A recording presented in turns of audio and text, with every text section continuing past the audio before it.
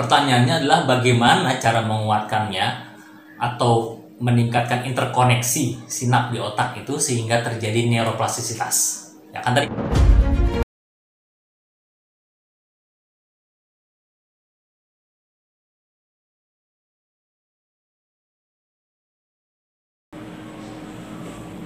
Assalamualaikum warahmatullahi wabarakatuh. Semangat pagi. Ketemu lagi dengan saya Iman. Hari ini saya mau bahas lagi tentang plastisitas otak, terutama plastisitas otak pada stroker atau penyintas stroke. Oke, kok dibahas lagi plastisitasnya? Iya, saya memang pernah membuat video tentang plastisitas otak. Kalau belum nonton, tolong tonton ya yang video ini. Lalu kita juga pernah diskusi juga dengan para stroker di video selanjutnya. Mungkin sedikit saya review. Plastisitas otak atau neuroplasticity itu kan, neuro artinya saraf kan, plastik itu kita bilang bisa berubah lah ya, terjadi perubahan pada otak. Tapi secara definisi seperti ditulis di sini, yaitu terjadi reorganisasi pada otak.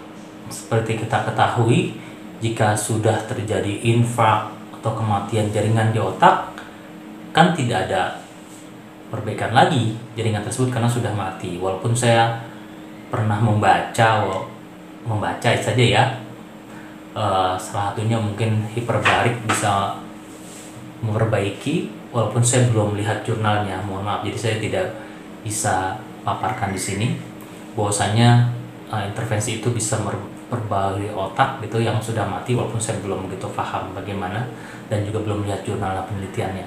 Oke, balik ke plastisitas otak. Nah, ini kan sebenarnya plastisitas itu berita gembira buat kita semua, bahwasanya terjadi reorganisasi. Walaupun sudah terjadi kematian jaringan, tapi masih bisa terjadi reorganisasi. Secara mudahnya, secara intuisi lah ya. Secara intuisi kita bilang pasti kan terjadi perbaikan jika apa?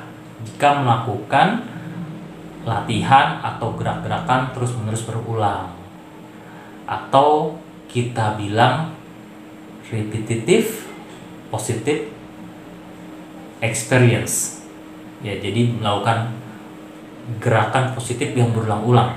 Nah, apa maksudnya nih gerakan positif yang berulang-ulang? Nah, beberapa stroker ada yang sering sharing lah ya, lalu melihat sesama stroker latihannya seperti ini, lalu kadang-kadang ikut seperti itu, lalu ada yang seperti itu ikut lagi, bener gak? Ya kan? Lihat yang seperti ini, oh kayaknya bagus, ikut lagi, walaupun belum tentu itu cocok. Atau mungkin paling sering sih, menurut saya sih paling sering satu sebenarnya tidak cocok untuk dilakukan, bisa jadi karena membuat masalah tambahan, apakah jadi spastik atau hal-hal yang lainnya. Yang kedua paling sering juga adalah karena loncat fase atau tahapan yang meloncat, yang seharusnya harus latihan keseimbangan dulu, tiba-tiba harus segera jalan. Itu kan meloncati fase dan itu membuat masalah.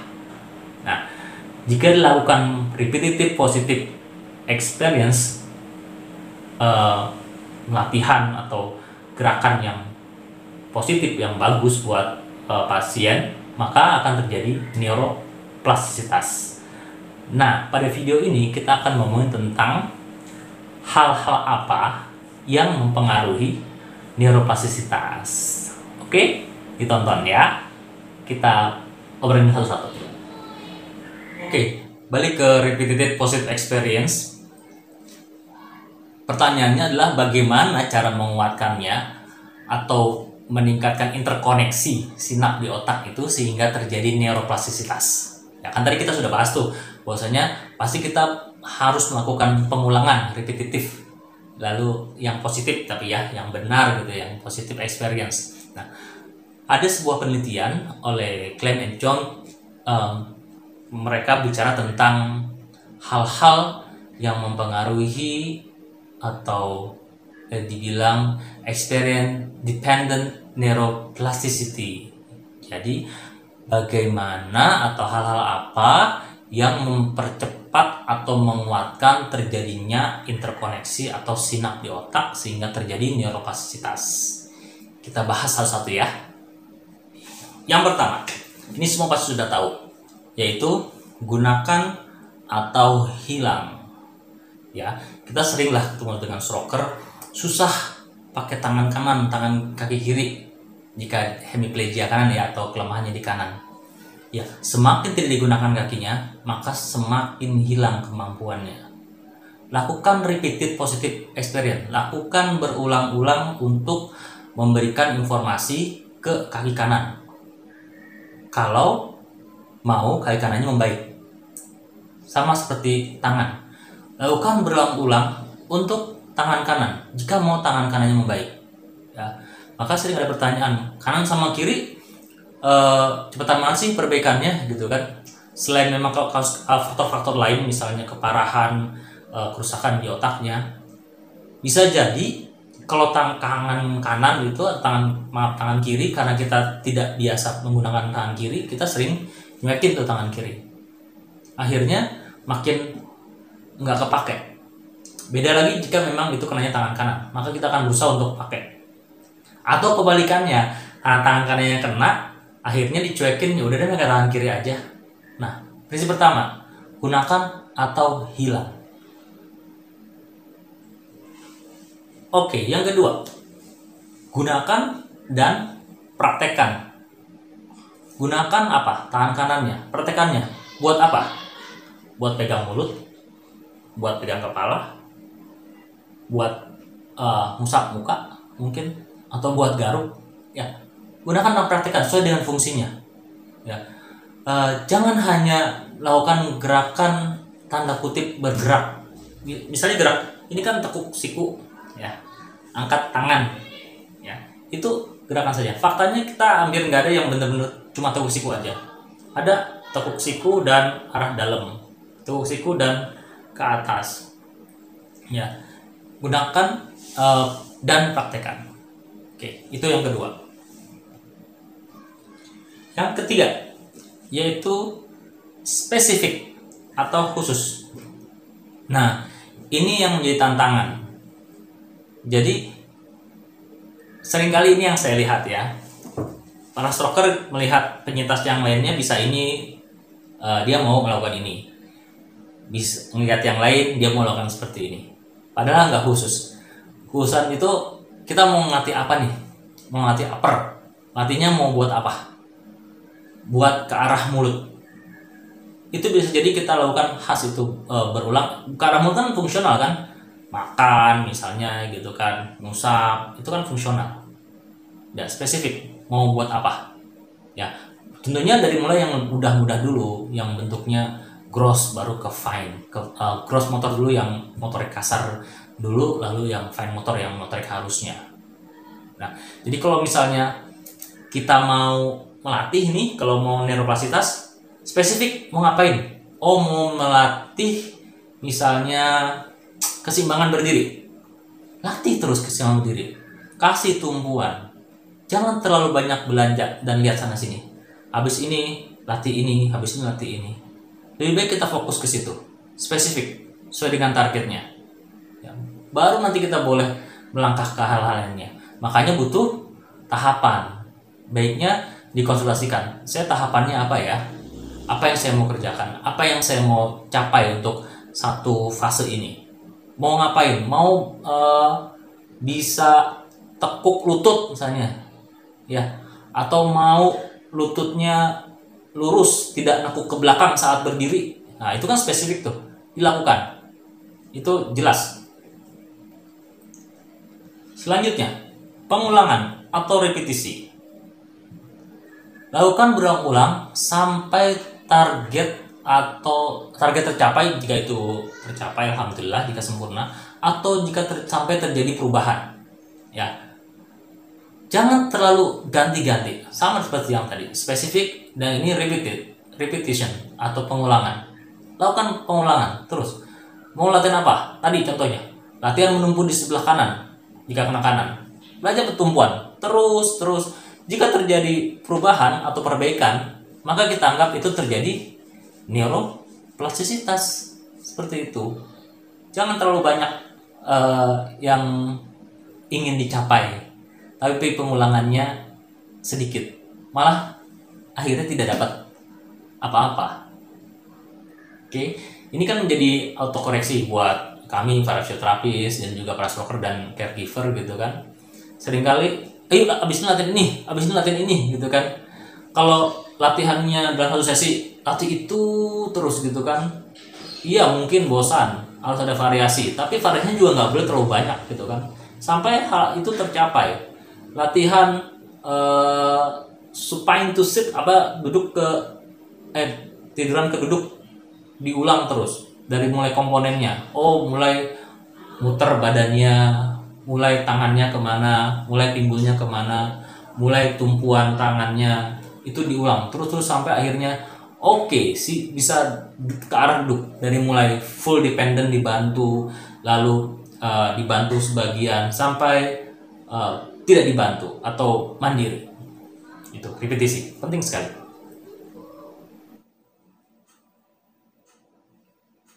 Yang ke-8 yaitu umur atau faktor usia. Ini sih semua juga mungkin paham ya, bahwasanya otak orang yang lebih muda akan lebih baik, akan lebih cepat terjadi neuroplastisitas ya. Itu semua sudah paham, tapi jangan pesimis. Kan faktor yang lain juga banyak, bukan cuma usia cuma salah satunya ya. Kalau misalnya masih muda, yang satu masih muda, yang satu lebih berumur, tapi lebih berumur lebih banyak faktor yang dikerjakan dari mulai awal itu sampai yang tadi resilience melakukan hal-hal yang penting buat dirinya, maka bisa jadi perbaikannya lebih cepat yang lebih usia. Oke. Selanjutnya adalah intensitas. Nah, bagaimana? Intensitas itu kita bisa bilang banyak pengulangan di waktu yang pendek. Ya. Pengulangan terus menerus, tidak banyak variasi di waktu yang tertentu. Seperti itu ya. Mau mana? 5 menit hanya melakukan satu hal, itu kan intens banget kan. Repetisinya yang banyak tapi intens, fokus ke satu aktivitas atau satu tindakan atau satu goal khusus, dan dia intensif banget. Yang ke-6 adalah kapan melakukannya. Sesudah serangan. Jadi mungkin istilahnya waktu. Ya. Seperti kita ketahui, semakin segera kita melakukan, jika sudah melewati fase yang aman ya, sudah aman, maka waktu tentu mempengaruhi. Semakin cepat, semakin segera, bukan cepat, segera kita melakukan latihan, maka neuroplastisitas terpengaruh. Walaupun sekarang makin banyak penelitian, bahkan yang sudah 5 tahun sekalipun tetap bisa terjadi perbaikan. Ya, nanti ada fase yang cepat, lalu ada fase yang plateau gitu, yang datar, nggak ada perubahan, terjadi ada penurunan, lalu perbaikan. Tapi prinsipnya adalah perbaikan itu bisa terjadi terus-menerus. Nanti kita lanjut yang ke-7. Oke. Kita lanjut ke nomor 7, yaitu latihan yang dilakukan harus mempunyai arti penting atau bahasa Inggrisnya salience gitu ya. Lakukan gerakan atau latihan yang memang penting untuk Anda, yang memang Anda lakukan setiap hari, berhubungan dengan aktivitas, mungkin juga hobi dan pekerjaan. Itu akan merangsang terjadi neuroplastisitas yang lebih cepat dibandingkan lakukan gerakan yang nggak penting atau bukan sesuatu yang Anda lakukan dalam keseharian.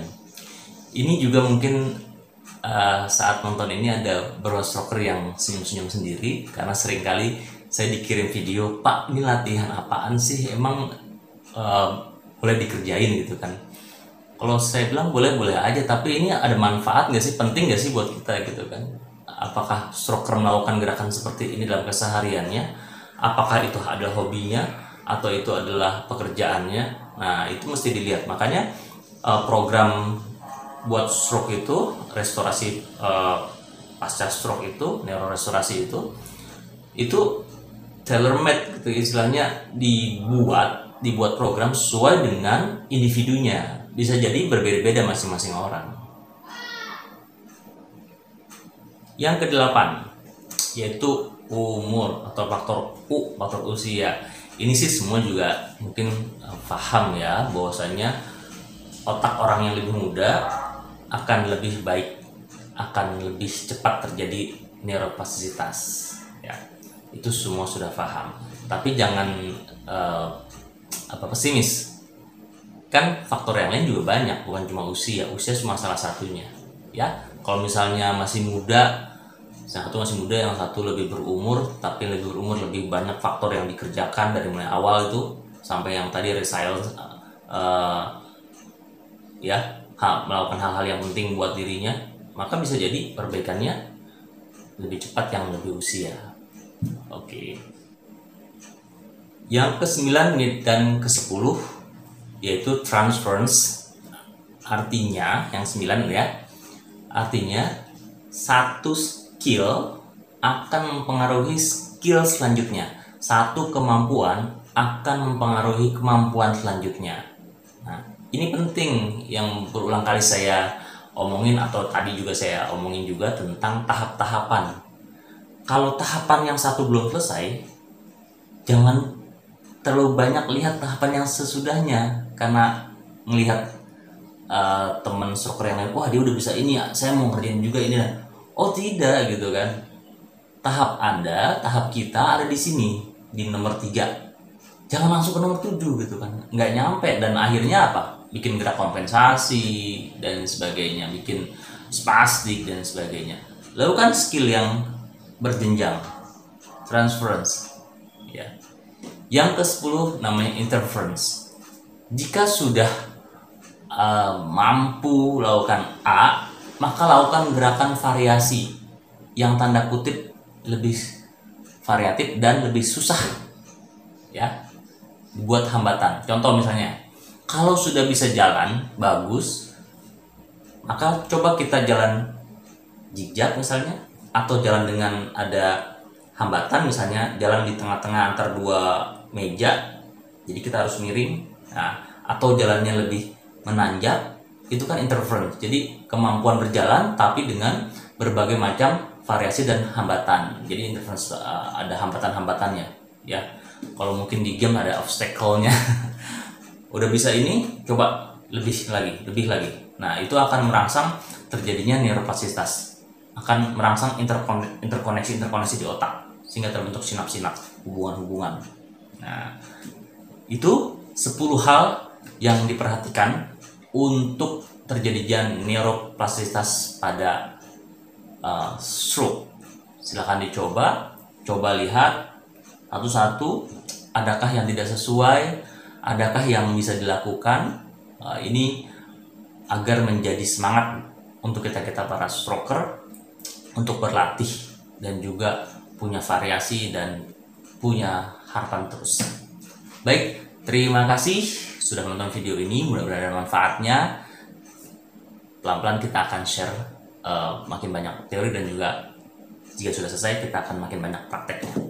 Oke, untuk saran dan pertanyaan boleh drop di link komen di bawah ini, dan juga boleh konsultasi langsung via WhatsApp ke WhatsApp pribadi saya. Terima kasih, semangat terus. Assalamualaikum warahmatullahi wabarakatuh.